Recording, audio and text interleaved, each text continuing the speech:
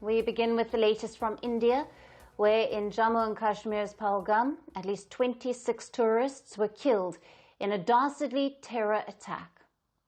The terrorists affiliated to the so-called Resistance Front, an offshoot of the Pakistan-based Lashkar-e-Taiba, opened fire on a group of tourists at a picturesque meadow in one of the deadliest terror attacks on civilians in Jammu and Kashmir.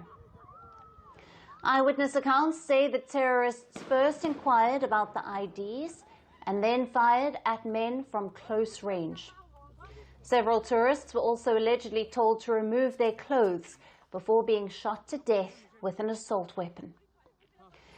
The situation in Jammu and Kashmir is developing rapidly as combing operations continue to hunt for the perpetrators. Let's take a look at the top developments so far. Following the attack, Prime Minister Narendra Modi cut short his Saudi Arabia visit and returned to New Delhi to take stock of the security situation.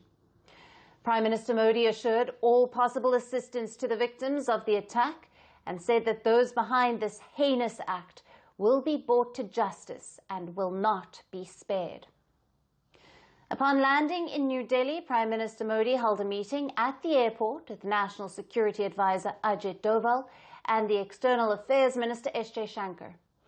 A high-level meeting of Cabinet Committee on Security is expected to formulate a coordinated response to the attack. Earlier in the day, Union Home Minister Amit Shah visited the site of the attack in Pahalgam. Shah underlined that India will not bend to terror and that the culprits of this heinous terror attack will not be spared.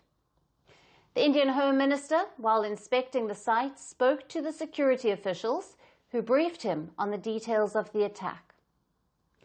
Meanwhile, the Indian security agencies have released the sketches of 3 of the terrorists involved in the attack. At least 2 of them are believed to be foreigners. The agencies have said all of those involved in the attack are linked to the Pakistan-based Lashkar-e-Taiba. Reports citing security officials said 2 locals from South Kashmir, trained by Pakistan way back in 2018, were also involved in the attack. All are reported to be affiliated to the TRF, the Lashkar-e-Taiba affiliated terror outfit banned by India since January of 2023. The terrorist attack on tourists in Pahalgam has sparked widespread protests in Jammu and Kashmir. Traders in Srinagar's Lal Chowk have condemned the killings and have waved black flags. Organizations from across walks of life observed a shutdown across Jammu and Kashmir.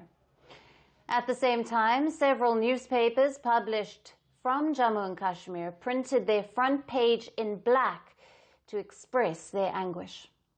The Pahalgam terror attack has also sparked global condemnation.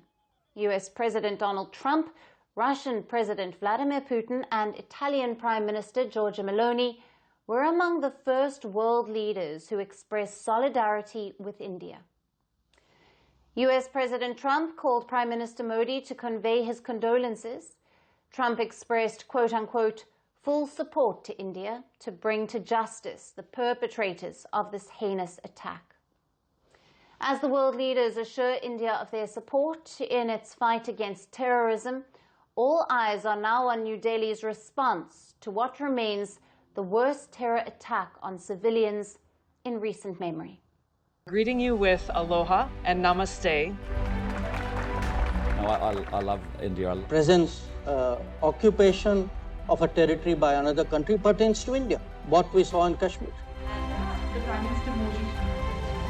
How do you see Trump's America? Yes, the current administration behaves differently from the previous administration.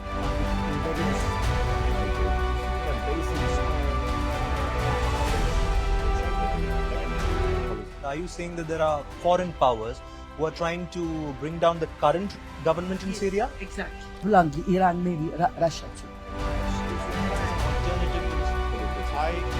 Prime Minister Modi committed to South-South, cooperation. For votes Not over 50%. Is Ukraine prepared to pay the price for that peace? No compromises at the cost of territorial integrity and sovereignty.